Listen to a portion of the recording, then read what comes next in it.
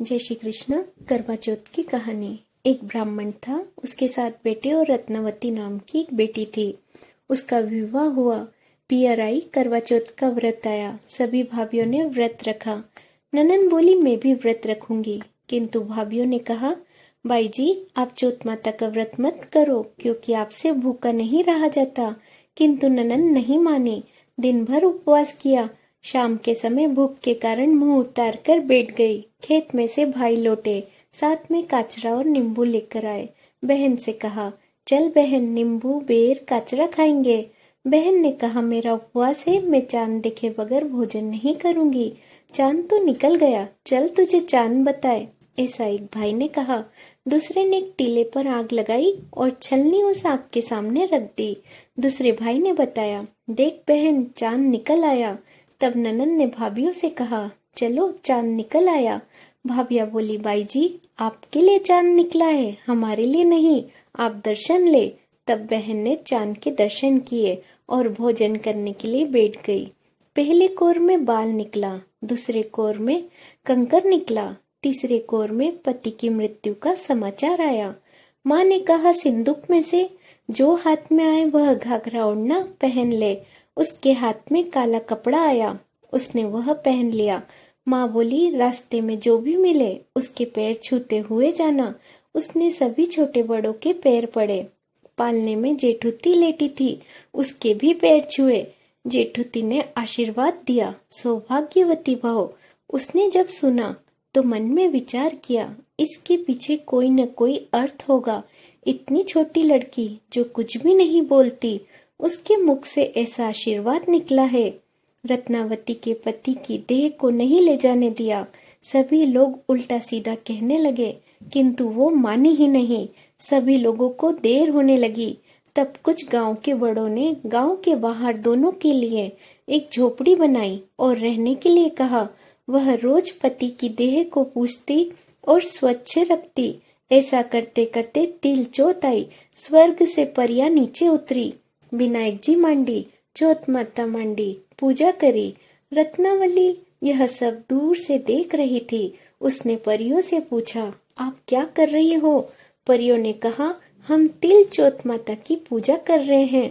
रत्नावली बोली यह व्रत मत करो, मैंने चौथ करी थी सो मेरे पति की मृत्यु हुई।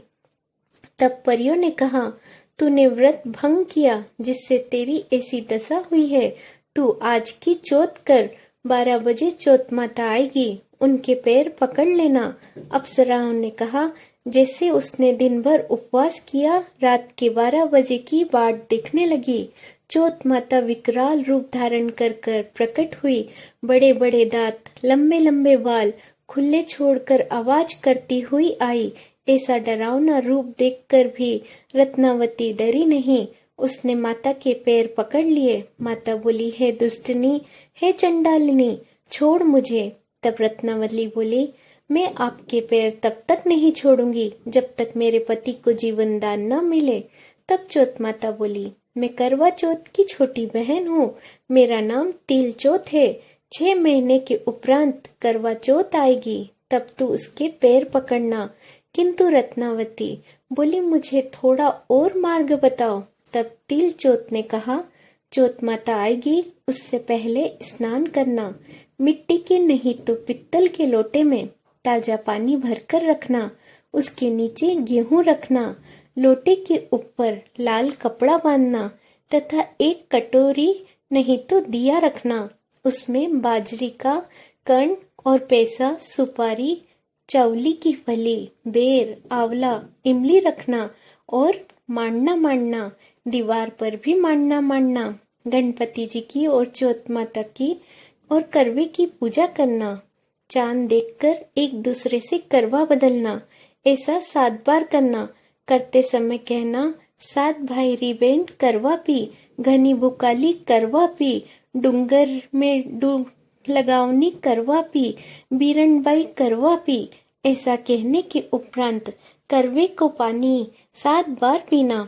पानी पीते वक्त जल धाई की सवाग धाई, ऐसा पिलाने वाला पूछता है। पीने वाली कहती है जल धाई पर सवाग नहीं धाई। सारी पूजा होने के उपरांत करवे का पानी पति के शरीर पर छिड़कना, चौथ माता का पुण्य उसे देना। ऐसा कहकर तिल चौथ माता अदृश्य हुई। 6 महीने के उपरांत करवा चौथ आई। रत्नावती ने जैसा कहा वैसा ही किया। रात के 12 बजे चौथ माता ने उसे दर्शन दिया और उसके पति को जीवित किया। दोनों पति पत्नी घर आए, राजी खुशी रहने लगे। उस दिन से सभी सौभाग्यवती स्त्री करवा चौथ करने लगी। कहानी में जो त्रुटि है कृपा उसे पूर्ण करें। जय श्री कृष्ण।